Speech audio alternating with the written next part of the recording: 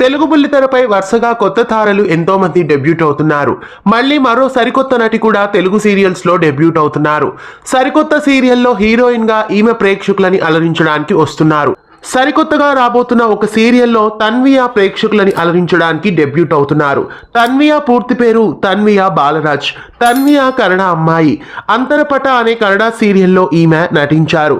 ప్రస్తుతం తెలుగు బుల్లితెరపైన తన్వియా బాలరాజ్ మొట్టమొదటిసారి డెబ్యూట్ అవుతున్నారు.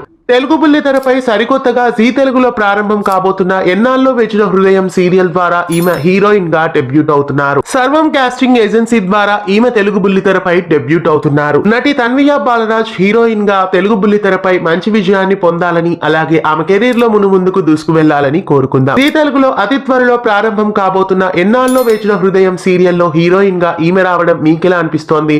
హీరోయిన్ గా తన్వియా బాలరాజ్ ఎలా అనిపిస్తున్నారు? మీ